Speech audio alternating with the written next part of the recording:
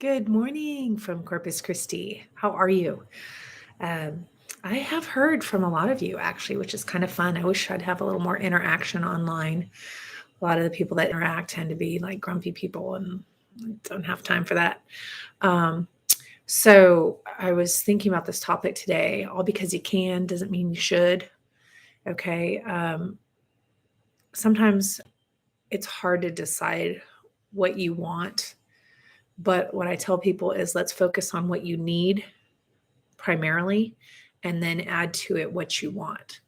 Okay. And all because you can afford more doesn't mean it's necessarily a better um, choice to make. Right. So I have some clients that can go up to $1 million. Some can go up to 200. Some can, whatever, it doesn't matter. It's the same situation, same scenario. And what's the scenario? The scenario is, let's say, like in this case, I have a client who can go up to $900,000, right? Cash potentially. But my client's older than I am, and they're very active. And um, what we're trying to figure out right now is, well, 1,700 square feet work or 1,800 square feet work? Because I have to sneeze. Oh my goodness, how embarrassing. Excuse me. um, will 1,800 square feet be big enough? They're retired. Their kids are out of the house. They don't have grandchildren yet. Right? So they don't need a big house per se. But at the same token, my client mentioned to me that the 2,000 square feet they're in currently is too small. So I'm kind of like, well, I love this house that we're looking at that's 1,800 square feet. But if you're already feeling like 2,000 square feet is small, I'd be scared to sell you something that's smaller, right? Because my concern would be it's kind of like buying the really cute shoes that you can wear and you can make it work, but overall you're very uncomfortable most of the time. Oh my goodness, that sun just came out very bright. So the thing is, and then we potentially, in that smaller house obviously is less expensive, right? And then we saw a really big house that we love. It's like amazing. It would be perfect, but it's like 5,000 plus square feet and it's 800,000 some dollars, which may or may not be good for them. I don't know.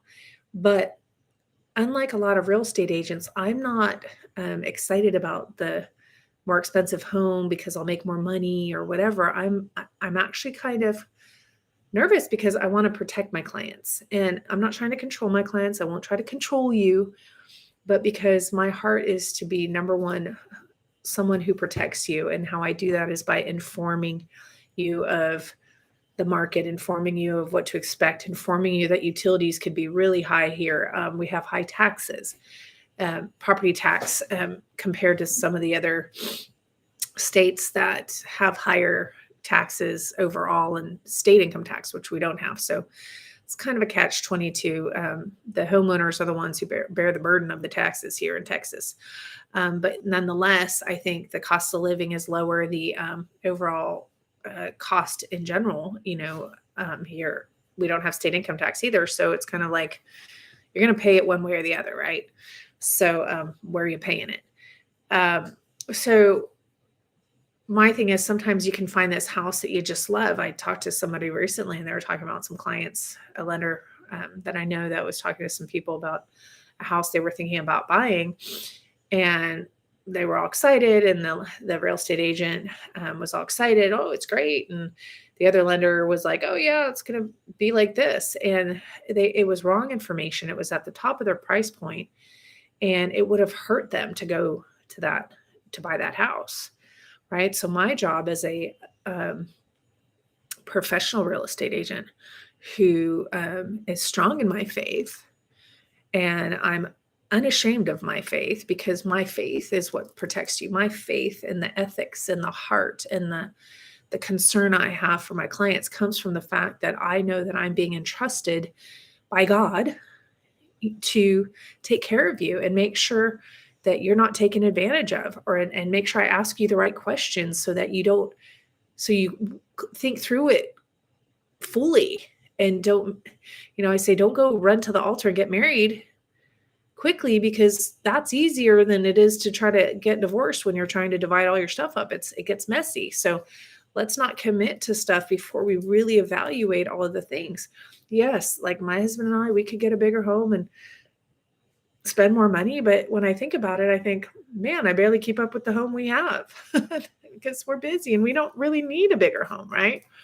Do I want it? Do I like the idea of it? Yes. But in reality, I have to stop myself and think, that's not really realistic. It's not what I need. It's not, um, you know, it's maybe what I want in some other life or whatever, but it's just when I really think about it, I go, no, I really don't need that. And I really wouldn't want to deal with that. I don't want to pay more in tax. I don't want to pay more in utilities. I don't want to pay more in maintenance. I don't want to have to clean a big house. So, and I have another set of clients, they were pre-approved up to 300,000, and they're just a younger couple, first home. And there are some homes in the higher price range that we saw that were cute, but I was like, made me nervous. I'm like, this is your first home. I don't want to lock you into the top of your price range on your first home when chances are you might be moving in 3 years or so. And so we found one here, we found one there. And then when we found this little one that we, by God's grace, got under contract, even though we spent more than we should, because it was, it's the market that we have to bid over asking, and we have to be willing to bring cash to close it. And, and are they spending more than it's worth? Kind of, sort of, yes. But at the same token, for them, their other option is to spend significantly more. In this case, I think it was 229, significantly more, 250, 265, 285, right? On a house they don't really need, and be at the top of their market and still have to compete. So in this way, they can pay that extra couple $100 every month that they would have paid on a more expensive home, knock down their equity, so that in 3 years, 5 years, if, when it's time to get a bigger home, or they're moving and they need to sell or rent, they've knocked down a lot of their principal, and they can make sure they get, when they sell, they're not upside down. They don't have to bring cash to close. Okay. So, yeah, because renting is not my favorite, but this way, whenever you buy a house, you want to pay extra, $100, $200, $350 extra a month, whatever you can do a month, especially the first 3 years, to knock down that principal amount, because you're taking life off of your loan. Okay. So all because you can doesn't mean you should. And I'm here to help you make sure you are protected and get the right home for the right price. And I'm not starstruck by your money. Okay. Bye.